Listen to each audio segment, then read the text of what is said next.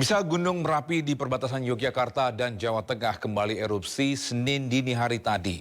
Merapi juga mengeluarkan awan panas guguran dengan jarak luncur 1.200 meter atau 1,2 kilometer.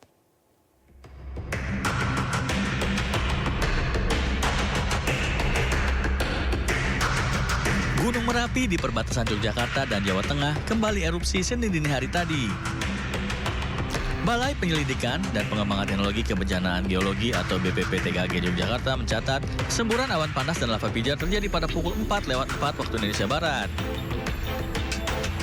Awan panas guguran memiliki amplitudo maksimal 40 mm dengan durasi 126 detik dan jarak luncur awan panas 1.200 meter atau 1,2 km. Awan panas ini mengarah ke hulu Kali Bebeng, sementara arah angin ke barat. Sebelumnya pada Sabtu malam, Gunung Merapi juga sempat meletus.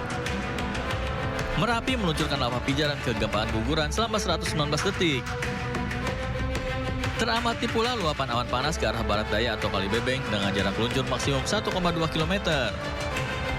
Warga di lereng Merapi terus diimbau meningkatkan kewaspadaan dengan potensi ancaman bahaya guguran yang dapat terjadi sewaktu-waktu, serta menghindari daerah berbahaya yang direkomendasikan yakni radius 7 km dari puncak. Dari Yogyakarta, Galiusma Gunanto Farhan, iNews melaporkan. Sementara itu, Gunung Api Ijen di perbatasan Kabupaten Banyuwangi dan Bondowoso, Jawa Timur naik status dari normal menjadi waspada. Naiknya status tersebut akibat aktivitas vulkanik dan gempa yang terjadi secara terus-menerus. Hingga Minggu siang, wisata alam kawah Gunung Ijen masih ditutup untuk umum. Baik penambang, belerang maupun wisatawan dilarang melakukan segala bentuk pendakian dengan radius 1.500 meter atau 1,5 km dari puncak gunung.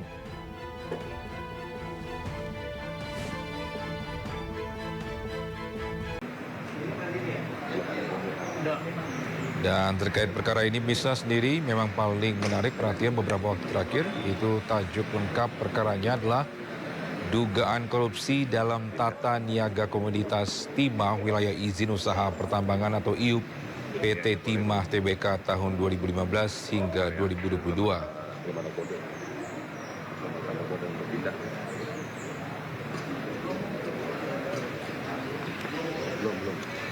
Dan diantaranya ada tersangka perintangan penyidikan, itu adalah Tony Tamsil alias Aki. Dan tersangka pokok perkara, ini ada beberapa nama, diantaranya ada Suwito Gunawan selaku Komisaris PT SIP atau perusahaan tambang di Pangkal Pinang, Bangka Belitung. Adapun MB Gunawan selaku Direktur PT SIP, Tamron alias Aon ini selaku Beneficial Owner atau pemilik keuntungan dari CV VIP. Hasan Chi atau Hatim selaku Direktur Utama CV VIP. Kwang Yung alias Buyung ini selaku mantan Komisaris CV VIP. Ahmad Albani atau AA selaku Manajer Operasional Tambang CV VIP. Adapun Robert Indarto ini selaku Direktur Utama PT SBS. Rosalina selaku General Manager PT TIN. Suparta selaku Direktur Utama PT RBT. Reza Adriansyah ini selaku Direktur Pengembangan Usaha PT RBT. Mokhtar Riza Palevi Tabrani selaku Direktur Utama PT Timah tahun 2016 hingga 2011. Adapun nama Emil Ermindra ini selaku Direktur Keuangan PT Timah 2017 hingga 2018. Alwin Akbar selaku mantan Direktur Operasional dan mantan Direktur Pengembangan Usaha PT Timah. Helena Lim selaku Manajer PT QSI. Harvis Muiz selaku perpanjangan tangan dari PT RBT. Adapun Henry Lee ini selaku Beneficial Owner atau pemilik manfaat PT TIN. Fandi Lee selaku marketing PT TIN sekaligus adik dari Henry Lee. Suranto Wibowo selaku Kepala Dinas SDM Bangka Belitung tahun 2015 hingga 2019. Rusbani selaku PLT Kepala Dinas SDM Bangka Belitung Maret 2019.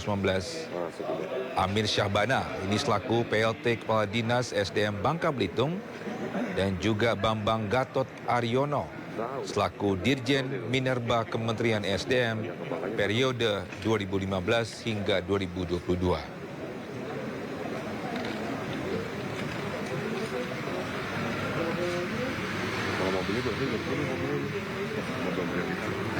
Dan pemirsa, baru saja kita menyaksikan barang bukti berupa uang atau tunai yang dibawa masuk ke kantor Kejari.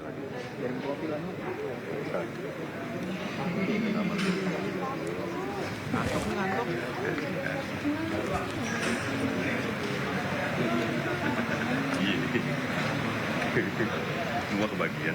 Sekali lagi pemirsa, Kejaksaan Agung atau Kejari Republik Indonesia ini kembali melimpahkan tahap 2 berkas tersangka dan barang bukti kasus korupsi tata niaga komoditas timah di wilayah izin usaha pertambangan PT Timah Tbk tahun 2015 hingga 2022.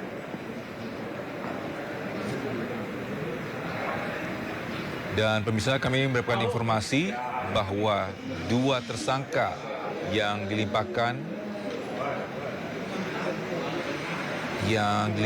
pagi hari ini ke Kejaksaan Agung, Kejaksaan Negeri maksud kami, adalah Harvey Muiz dan juga Helena Lim alias Crazy Rich Pig. Dan rencananya pihak Kejari akan melakukan konferensi pers nanti terkait pelimpahan berkas atas kasus tersebut.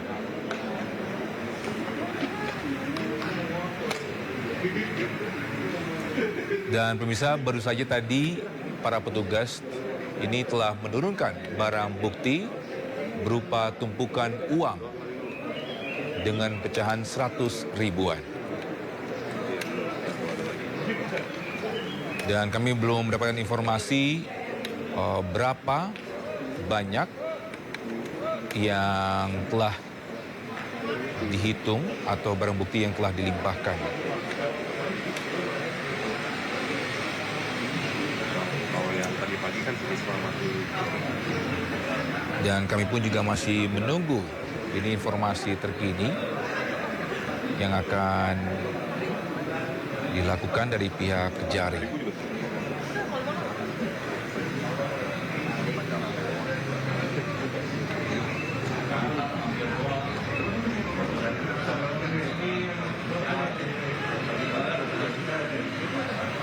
Dan pemirsa, kami akan masih menunggu untuk pernyataan dari Kejari, Kejaksaan Agung dan juga Kejari terkait dengan konferensi pers yang akan dilakukan.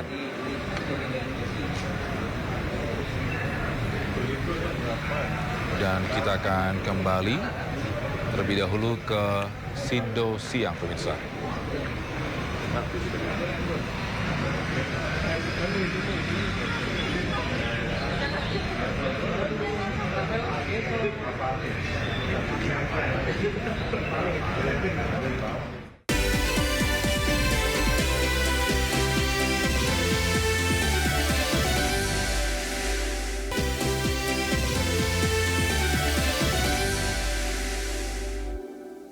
Baik, bisa sekarang kita akan ke Kejaksaan Negeri Jakarta Selatan untuk menyaksikan ini terkait dengan pelimpahan berkas atas kasus timah.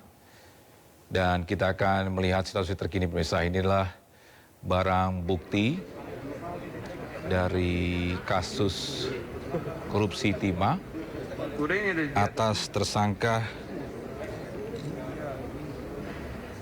Harvey Muiz dan juga Helena Lim.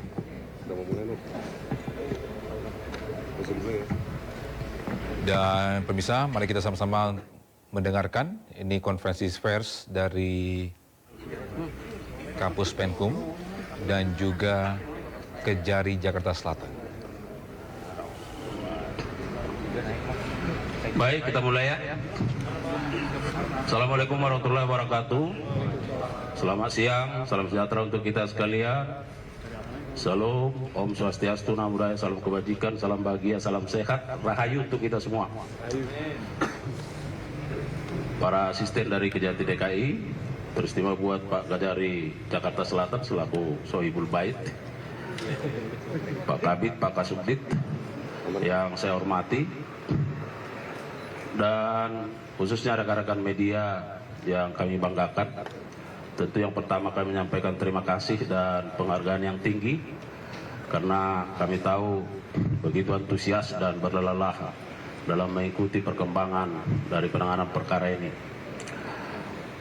Pada kesempatan yang baik ini kami akan menyampaikan update perkembangan penanganan perkara dugaan tindak pidana korupsi dalam komoditas timah tahun 2015 sampai 2022.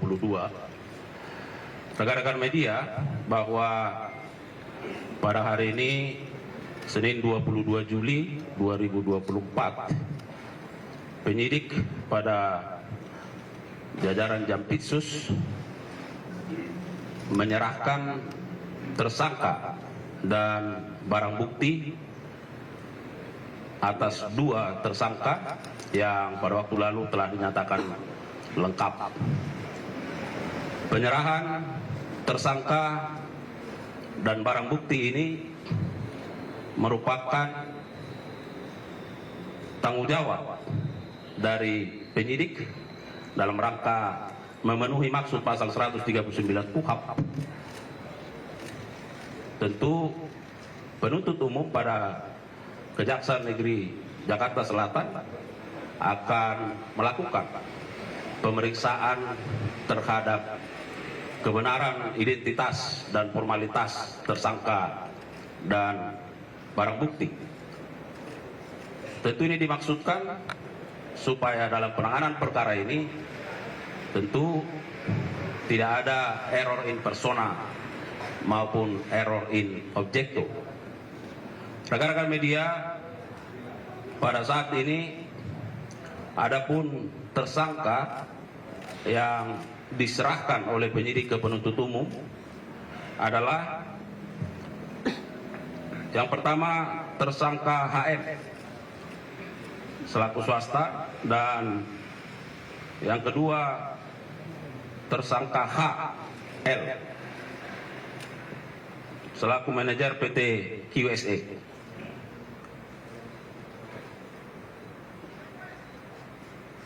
Penyidik pada kesempatan ini selain menyerahkan kedua tersangka untuk menjadi tanggung jawab dari penuntut umum, juga menyerahkan beberapa barang bukti, baik barang bukti elektronik, dokumen, dan barang bukti lainnya.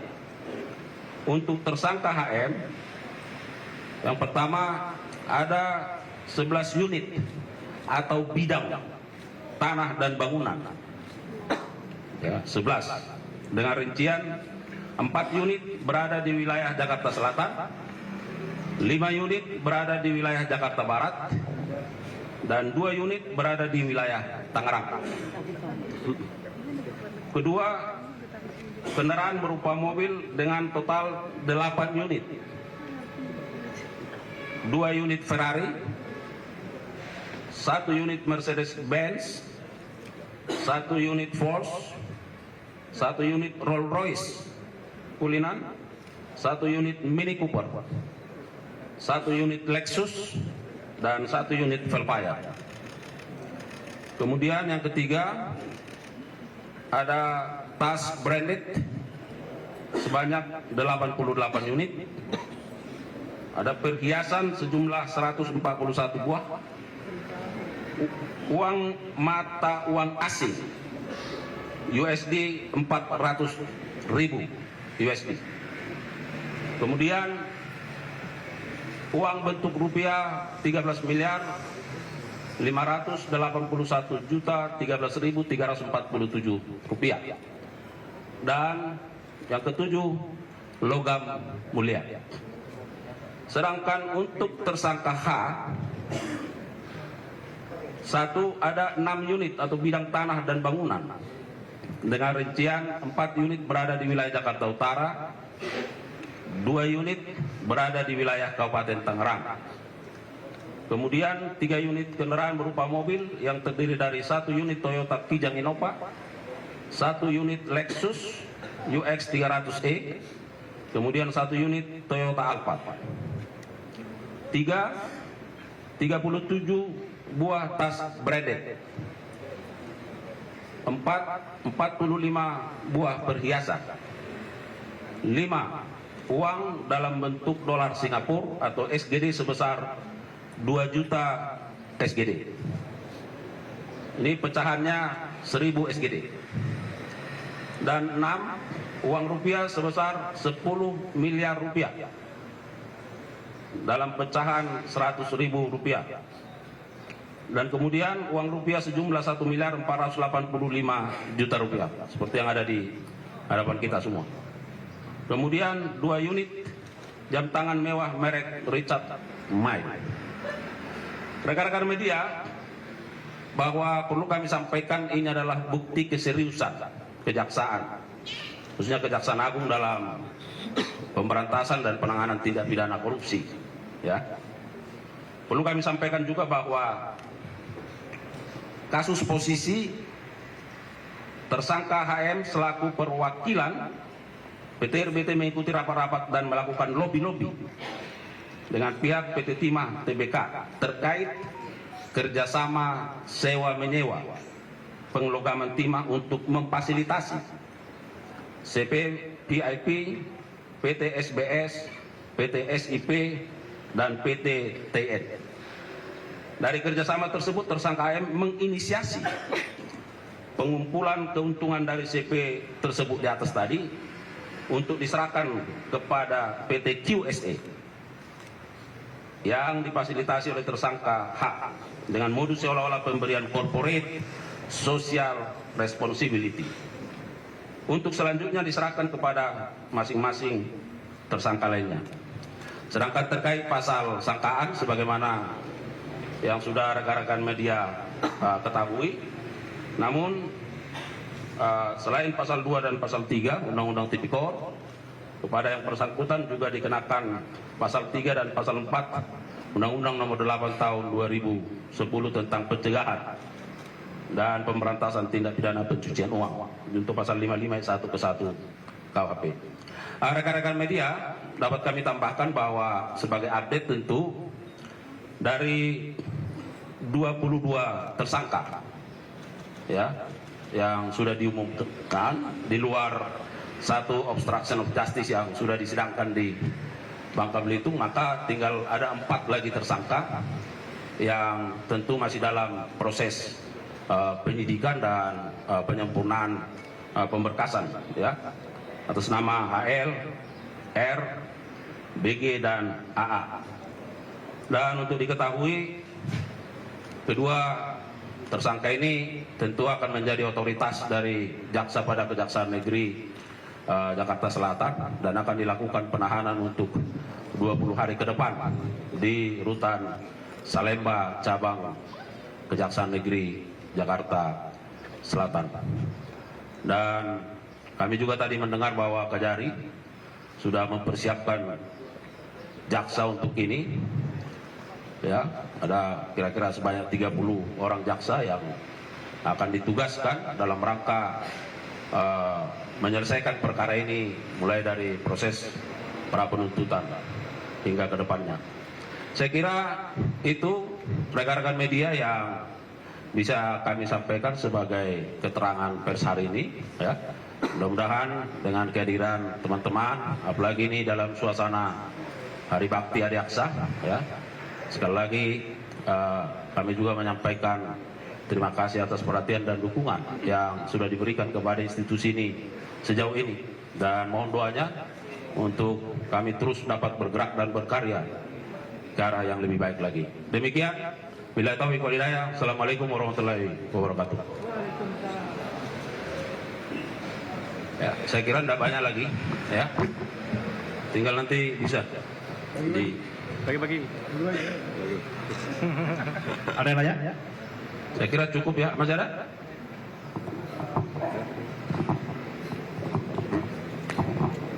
Iya, mau bertanya aja kan kemarin kan total sudah ada kurang lebih 16 tersangka juga yang sudah dilimpahkan sama tambah ini kan mungkin jadi 18 tersangka. Nah terus yang menjadi pertanyaan masyarakat kan selama ini juga kapan ini para tersangka ini akan segera disidangkan gitu dan itu seperti apa prosesnya? Ya, baik, terima kasih teman media.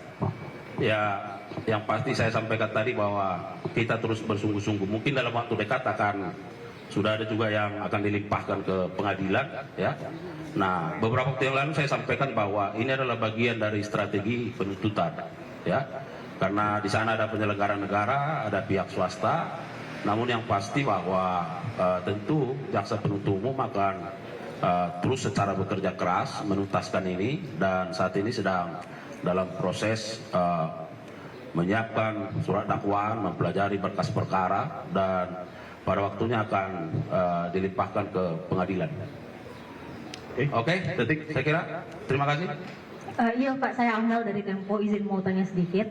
Tadi sudah disampaikan ada 4 tersangka yang belum masuk ke tahap 2. Nah kira-kira kapan target kejaksaan untuk melimpahkan 4 tersangka itu? Kemudian dari keempat tersangka itu ada salah seorang tersangka, Henry Lee, yang dikabarkan sedang berobat di rumah sakit di Singapura. Nah tanggapan kejaksaan bagaimana? Kok bisa dia berobat ke Singapura padahal sudah dicekal? Terima kasih. Iya, jadi yang pasti bahwa 4 tersangka ini akan diusahakan dalam waktu segera, ya. Kan teman-teman bisa lihat bagaimana progresnya, ya. Tidak ada yang bermain-main, ya.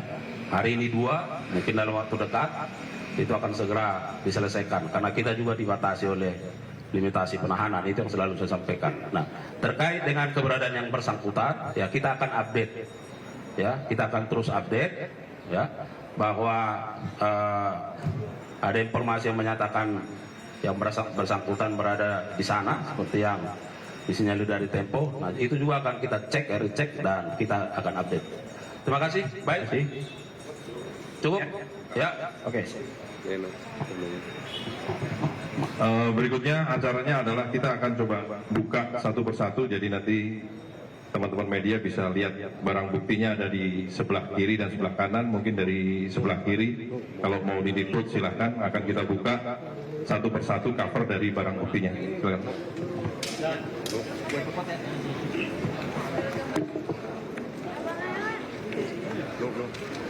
Iya, ini. WNL. WNL ya? WNL ya? WNL ya? Ya, aku memang. Ini kalau Ya, WNL. Taruh dulu. Mundur dikit, Pak.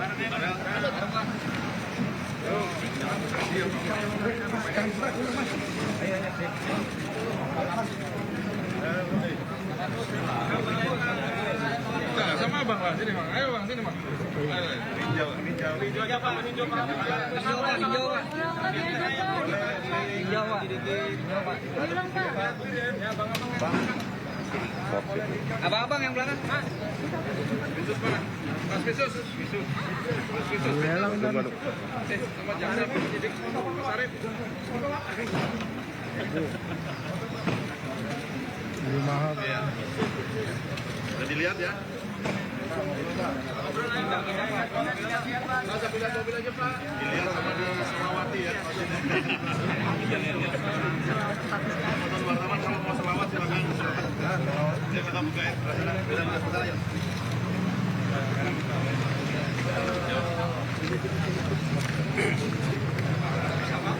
Yang di syuting jangan mobil dinas Kajari, bukan ini.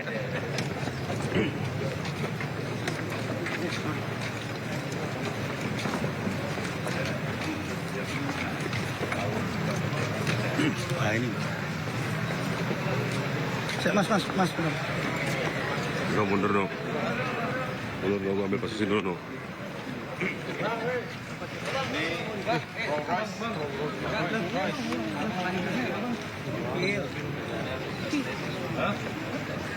cek dulu kondisinya setelah disita sekian lama, teman-teman bisa lihat bahwa ini masih terawat dengan baik.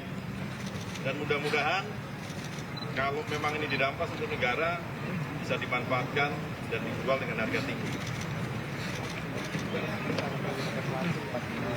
Ya, Atmono.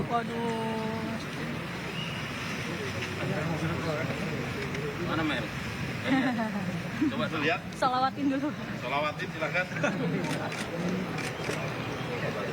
Yang baru. Oke. Clear, geng. Terima kasih semuanya. Terima kasih Pak. Hati uangnya ya. Cukup, no? Woi. Fadil, langsung aja. Bang izin, Bang.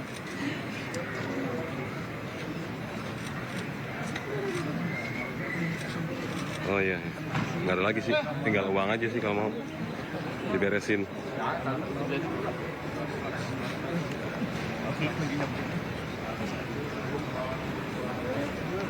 Oke.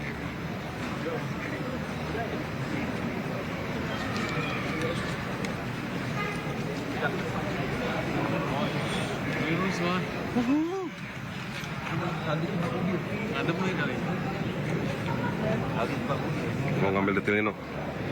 Ngambil detailnya? Hah? Ya? Hah? Sekarang?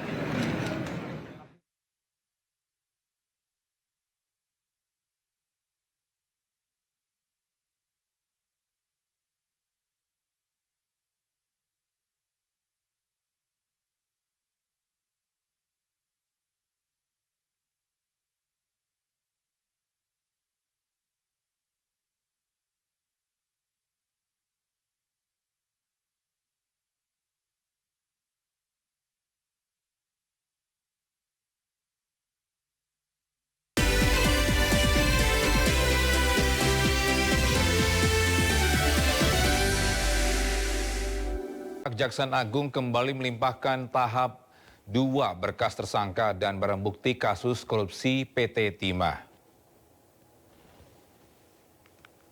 Kejaksaan Agung melimpahkan berkas atas tersangka Harvey Muiz dan Helena Lim. Mengenakan rompi pink, ini kedua tersangka ini turut dihadirkan. Tidak hanya itu, sejumlah barang bukti berupa uang tunai dan tas branded juga diserahkan dari penyidik ke penuntut umum Kejari Jakarta Selatan. Penyitaan tersebut dilakukan dalam penindakan kasus korupsi dan tindak pidana pencucian uang dalam tata niaga komoditas timah di wilayah izin usaha penambangan PT Timah dalam rentang waktu 2015 hingga 2022.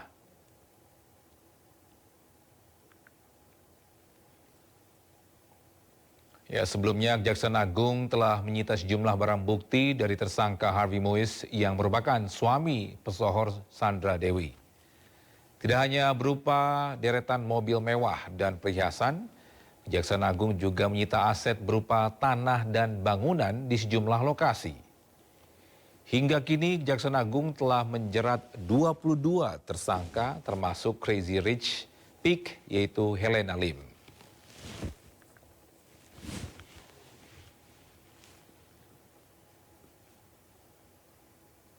Misal kasus korupsi komoditas timah telah menjerat sebanyak 22 orang tersangka. Kerugian negara yang ditimbulkan akibat korupsi tersebut mencapai 300 triliun rupiah. Kasus korupsi tata niaga komoditas timah menjadi perhatian publik. Tak hanya melibatkan nama-nama yang dikenal sebagai public figure, namun yang mencengangkan adalah nilai korupsinya yang merugikan negara hingga 300 triliun rupiah.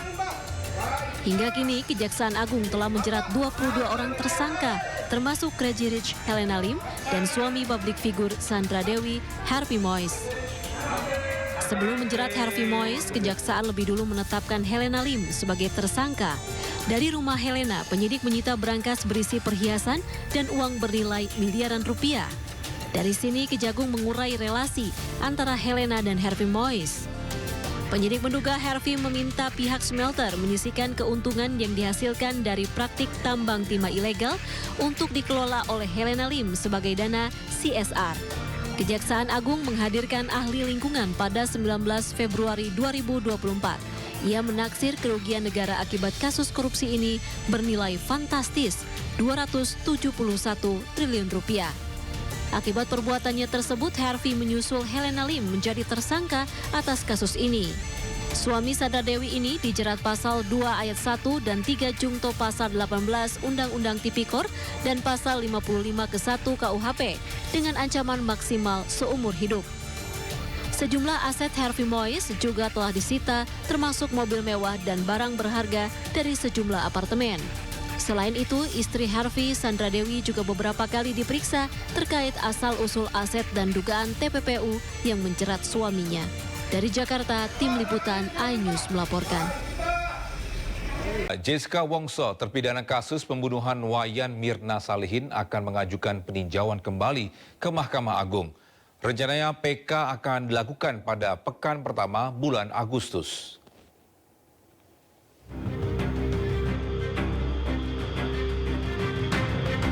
Jessica Wongso, terpidana kasus pembunuhan dengan kopi sianida, berencana ajukan peninjauan kembali atau PK. Bahkan sejumlah bukti baru atau novum pun telah disiapkan untuk buktikan Jessica tidak bersalah.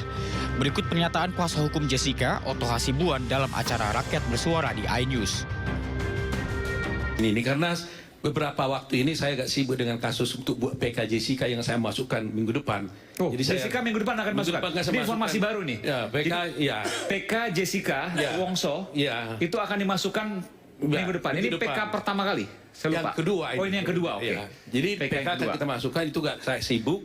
Nah, tapi boleh bocorkan sedikit. Bukti barunya apa? Wah, cukup banyak. Nanti kita bicara soal itu lagi. Khusus lagi soal itu lagi kan. Jadi ini menarik. Jadi PK peninjauan kembali kasus Jessica Wongso yang kedua akan dimasukkan pekan depan. Pekan depan ya. Pekan depan. Hari belum tahu. Kabari kami nanti. Nanti kita kabari. Oke. Sebelumnya, Jessica Wongso divonis 20 tahun penjara oleh Pengadilan Negeri Jakarta Pusat. Sejumlah upaya banding dan kasasi yang diajukan Jessica pun tak berbuah hasil. Dalam sidang, Jessica dinyatakan bersalah atas pembunuhan Wayan Mirna Salihin. Jessica juga sudah pernah mengajukan PK pada awal Desember 2018. Pembunuhan terhadap Mirna terjadi pada 6 Januari 2016. Saat kejadian, Wayan bertemu dengan Jessica Wongso dan seorang temannya di sebuah kafe. Mirna tewas usai meminum es kopi yang disajikan di restoran. Dari hasil penyelidikan, terungkap kopi tersebut mengandung racun sianida. Tim Liputan iNews melaporkan.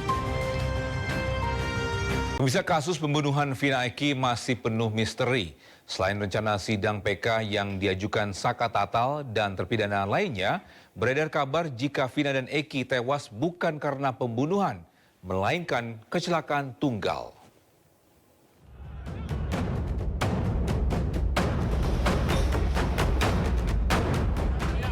Misteri kasus pembunuhan Vina Eki belum juga terpecahkan. Kebebasan Peggy Setiawan di sidang pra-peradilan beberapa waktu lalu masih belum cukup membuka tabir misteri kasus ini. Salah satu mantan terpidana kasus Vina, Saka Tatal, bersiap untuk menjalani sidang peninjauan kembali yang akan digelar pada 24 Juli mendatang. Selain menyiapkan bukti dan saksi, Saka Tatal juga telah menjalani tes psikologi bersama LPSK. Begitu pula dengan 7 terpidana lainnya. Ketujuh terpidana kasus Vina Eki ini melaporkan Ibtu Rudiana, ayah Eki, ke Bareskrim Polri karena diduga menganiaya terpidana pada tahun 2016. Sementara itu, beragam spekulasi penyebab kematian Vina Eki muncul ke permukaan. Salah satunya yaitu beredar kabar jika Vina dan Eki tewas bukan karena pembunuhan, melainkan kecelakaan murni. Kabar ini diperkuat dengan sejumlah bukti yang tertinggal di lokasi tewasnya Vina Eki. Di antaranya, baut dan daging di jembatan Talun, serta kondisi lecetnya motor Eki yang diduga terjadi karena kecelakaan. Tim Liputan iNews melaporkan. Pemirsa, pengakuan terbaru dari Dede, saksi yang disebut mengetahui peristiwa pembunuhan Vina dan Eki, kembali membuka babak baru.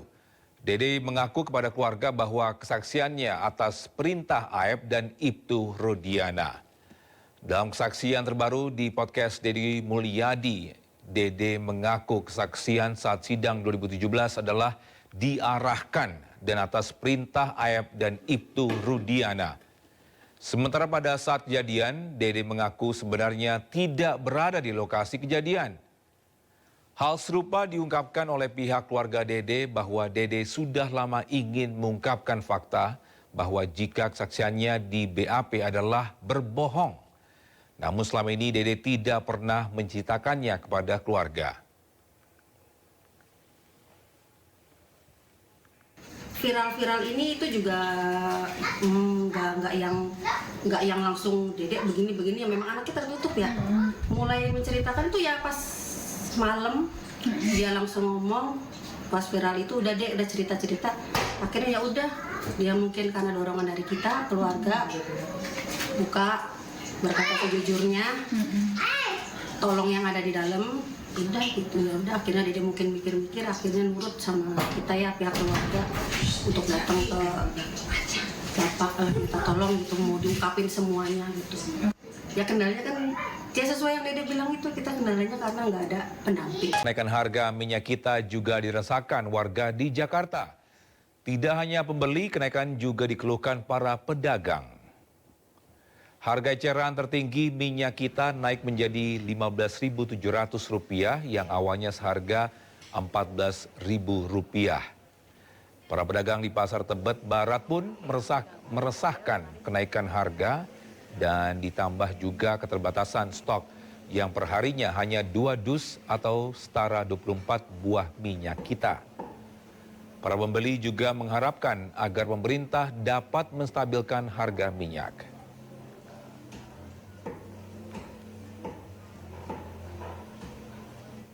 Jelang Pilkada 2024, Anies Baswedan memfokuskan perhatiannya kepada warga Jakarta untuk dapat mendukungnya dalam pemilihan kepala daerah. Anies juga akan berkoordinasi dengan partai politik hingga batas pendaftaran Agustus mendatang.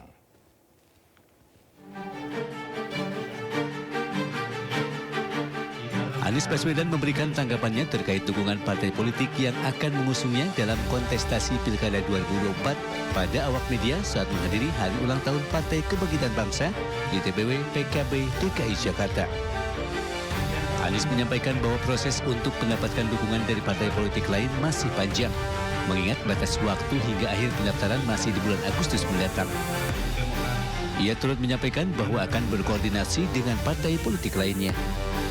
Dalam kontestasi Pilkada 2024 ini, Anies juga menyampaikan bahwa fokusnya adalah kepada rakyat Jakarta. Penuh dengan tantangan, dan itu yang harus jadi fokus kita, dan itu juga yang jadi fokus saya. Jadi itu yang menjadi perhatian utama, bagaimana kita bisa mengembalikan kesejahteraan, bisa mengembalikan kemajuan, dan mengembalikan kebahagiaan. Mudah-mudahan jadi berkah. Dari Jakarta, Wenda Nura dan Di Bernadi iNews melaporkan. Sementara itu, nama Sandiaga Uno masuk rekomendasi Partai P3 dan PKB dalam bursa pemilihan Gubernur Jawa Barat. Meski demikian, Sandiaga masih menunggu instruksi dari partai apakah maju di Pilgub Jabar atau DKI.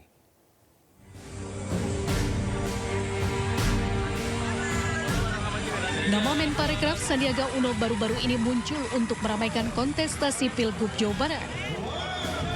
Partai P3 dan PKB merekomendasikan Sandiaga Uno untuk maju di pemilihan kepala daerah Jawa Barat.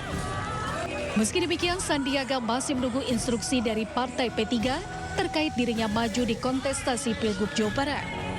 Selain itu, dari rekam jejak survei bahwa incumbent atau Ridwan Kamil masih mendominasi perolehan suara tinggi di Jawa Barat. Di Jawa Barat belum kepikir ke sana karena yang pertama itu penugasan dulu. Kalau ada penugasan baru Tapi ini tentunya semakin dekat waktunya ya. Incumbent sangat diunggulkan Emil karena menurut saya dari hasil jajak pendapat survei menunjukkan angka yang cukup dominan.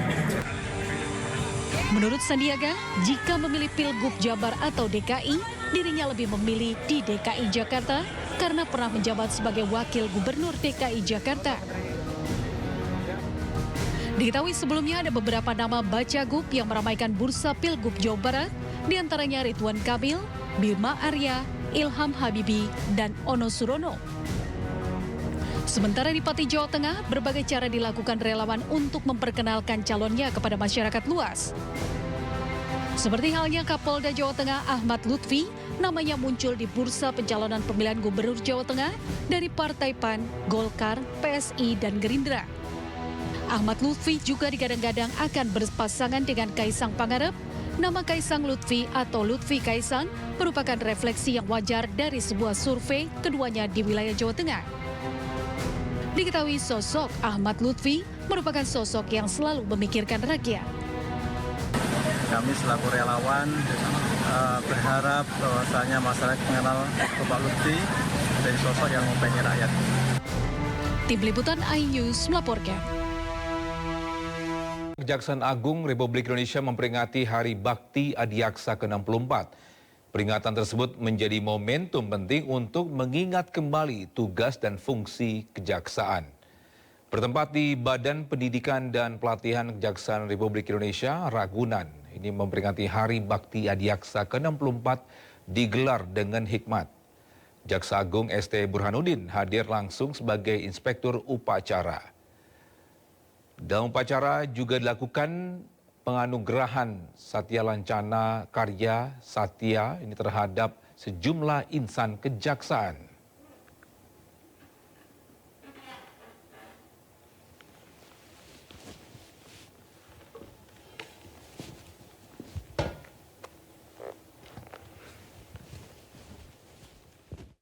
Oleh karenanya menyikapi kondisi ini, Bapak Jaksa Agung Republik Indonesia secara lugas dan tegas menyampaikan 7 perintah harian yang akan dipedomani oleh seluruh insan adiaksa dimanapun berada.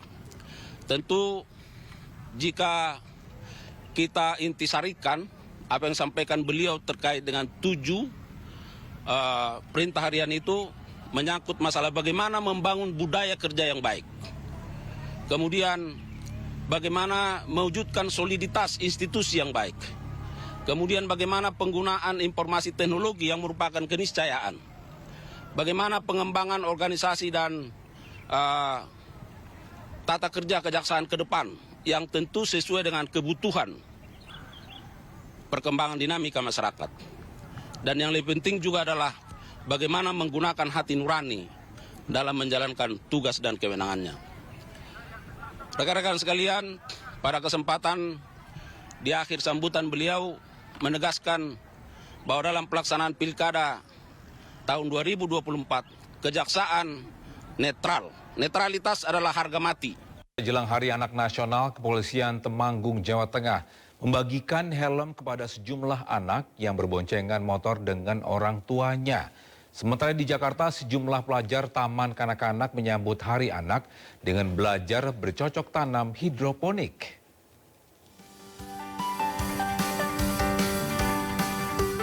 Bertempat di seputaran Jam Temanggung, Jawa Tengah, polisi melakukan operasi Patuh Jaya 2024. Demi menumbuhkan tertib berlalu lintas sejak dini, Kepolisian Temanggung, Jawa Tengah membagikan helm kepada sejumlah anak. Namun bagi anak yang sudah menggunakan helm diberikan tanda terima kasih atau souvenir berupa boneka. Awalnya anak-anak mengira terjaring razia operasi patuh, namun seketika menjadi ceria saat menerima helm gratis dari petugas kepolisian. Bagi orang tua, kegiatan ini diyakini bisa menumbuhkan minat anak untuk menjadi polisi lalu lintas dan tertib di jalan.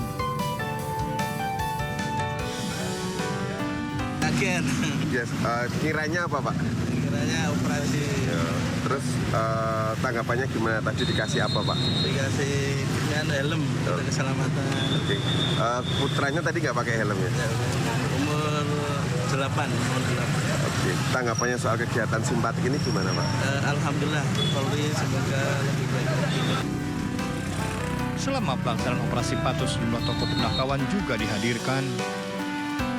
Dan tertib untuk operasi patuh tahun ini kita lebih melaksanakan kegiatan yang humanis, edukatif, dan persuasif.